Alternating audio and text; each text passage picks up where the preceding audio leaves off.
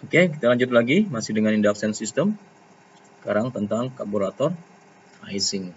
Jadi salah satu kelemahan dari tipe float type karburator adalah kecenderungannya untuk menghasilkan atau terbentuknya es di dalam induction system itu. Nah, ini salah satu contoh kejadian ya, saya ambil dari internet. Pada tahun 2016 ada pesawat yang ini light aircraft ya, atau general aviation yang nyebur dalam air. Kayaknya kejadiannya di daerah Hawaii kali ini ya. Nah, dari hasil NTSB, ya, National Transport Safety Board atau KNKT-nya, itu menunjukkan bahwa ada terjadi karburator es, menyebabkan engine fail, engine-nya mati pada saat terbang. Kenapa bisa mati? Nanti kita lihat ya. Nah, ada 3 jenis es yang ada di induction system, yaitu impact ice, throttle ice, dan fuel evaporation ice. Ya, oke. Nah, sini kita lihat ada impact ice, throttle ice, dan fuel evaporation ice. Nah, udara itu dari mana datangnya? Dari sini arahnya ya. Sini, ini fuel nozzle di karburator kan, masih ingat ya? Fuel nozzle atau discharge nozzle. Nah, ini ada throttle dan ini ini bending atau tekukan-tekukan di piping atau ductingnya. Nah, fuel evaporation ice ini adalah es yang terjadi karena penguapan fuel. Ya, dia akan menyerap panas, dan kalau temperatur udara dan kondisi udara memungkinkan, temperatur dan kelembaban terutama ya, itu kan berarti kandungan uap airnya tinggi. Kalau temperaturnya kita terbang tinggi, ya, kalau kita masih ingat pelajaran aerodinamik ya, bertambah ketinggian 1000 feet akan berkurang lebih kurang 2 derajat Celcius ya. Maka pada suatu ketinggian tertentu, maka kemungkinan udara luar itu akan 0 derajat. Nah, kalau humidity-nya mendukung, nah kemungkinan ada es. Ya, dari mana pilot tahu ada es? Ya, banyak tandanya. Salah satunya kalau kita pakai CAT tadi, karburator air temperatur, kan ketahuan kan temperatur di karburator berapa. Dan tanda-tanda lain kalau nggak pakai CAT, ya powernya drop. Setting throttle tidak berubah, power engine drop. Dari mana? Ya, MAP-nya turun, manifold air pressure-nya turun, atau RPM-nya turun pada setting throttle yang tidak berubah. Itu kemungkinan adanya es. Maka pilot akan menggerakkan namanya anti-ice ya, atau karburator heater. Nah, kemudian ada throttle ice. Nah, throttle ice ini kan throttle ya, masih ingat karburator ya, ini throttle. Nah, ini karena di sini ada throttle, maka udara yang terhalang, maka ini akan menimbulkan throttle ice. Ya, mungkin disebabkan oleh impact dan juga pengaruh dari fuel evaporation ice ini yang numpuknya di throttle. Makanya disebut dengan throttle ice. Kemudian impact ice. Nah, ini karena dia bending, dia nekuk, mungkin ada tumbukan di sini yang menyebabkan ada partikel-partikel uap air ya, yang nempel di sini dan menjadi es pada temperatur tertentu. Oke.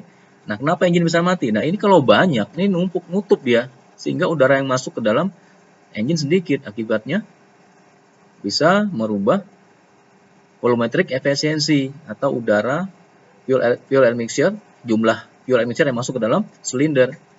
Dengan kondisi tertentu, dia akan mati engine-nya karena nggak cukup udara dan fuelnya, mixture-nya itu untuk menghasilkan tenaga yang diinginkan. Maka mungkin terjadi seperti ini. Jadi sangat berbahaya.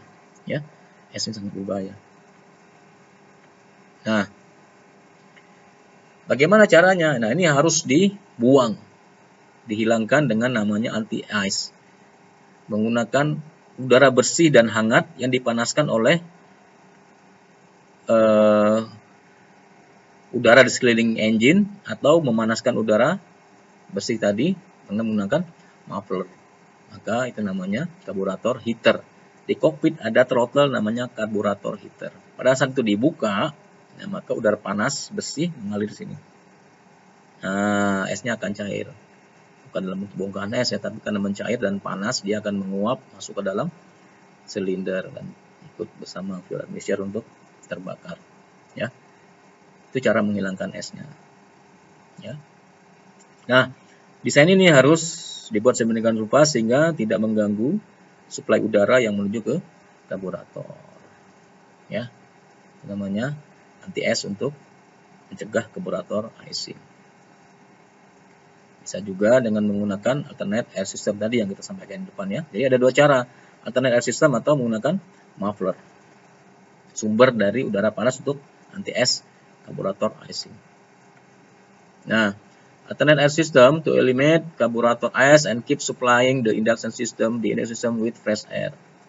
Nah, ini karena engine-nya buatan Amerika, kita menggunakan standar yang sama ya, engine-nya pasti pabrikan Amerika menggunakan ini dia CFR Part 23 alternate standard. Normal utility, aquatic and commuter category airplane mensyaratkan bahwa semua sea level engine yang menggunakan konvensional venturi karburator, artinya float type karburator, harus memiliki preheater yang dapat menyediakan kenaikan temperatur sampai dengan 90 derajat pada saat engine beroperasi pada 5% power ya, pada saat dia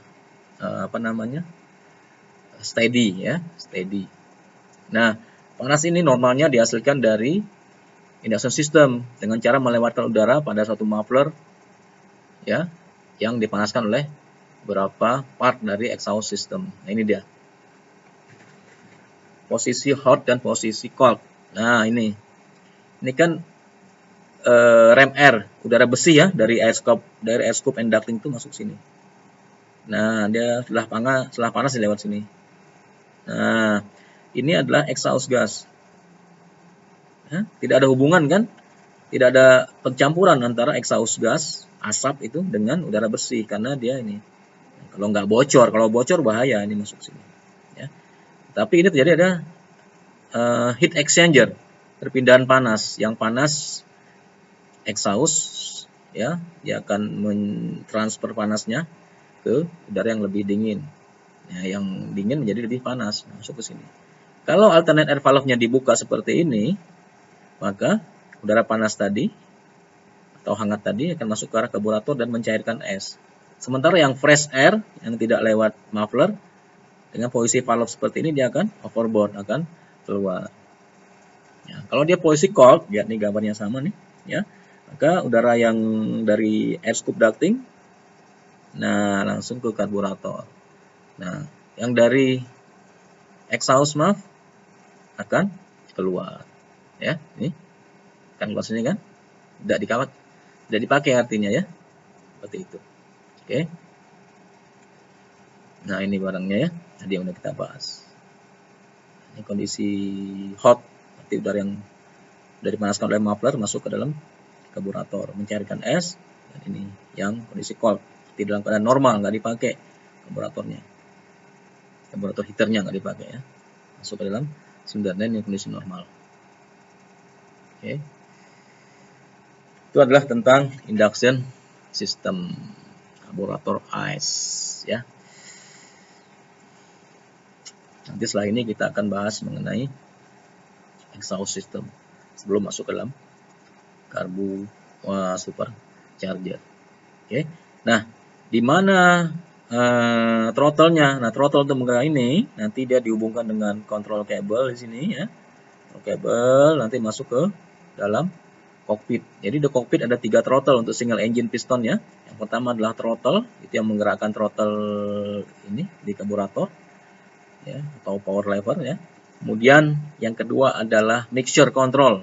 Itu udah bahas di karburator ya. Jadi di karburator kan ada throttle dan ada mixture ya. Nah, itu dua-duanya ada linkage atau link yang menuju ke dalam cockpit yang akan digerakkan oleh pilot. Kemudian kalau dia pakai karburator, maka ada tengah-tengahnya ada karburator heater warnanya merah. Throttle-nya warnanya merah yang digunakan pada saat dipandang oleh penerbang atau pilot dia memerlukan menghidupkan karburator heater. Itu digerakkan maka akan menggerakkan ini. Ya, sehingga udara panas nih bersih tapi panas tapi bersih masuk ke dalam karburator. Nah, tidak boleh lama-lama ya. Kenapa? Karena itu kan udara panas. Kalau udara panas kan massa udaranya rendah. Ya, atau kerapatannya rendah jadinya kan, sehingga jumlah oksigennya juga sedikit, sehingga powernya akan berkurang. Hanya sebentar ya, hanya sekedar untuk menghilangkan es yang ada di dalam karburator. Itu ya. Nanti kita lanjutkan dengan exhaust system sebelum masuk ke turbo charger.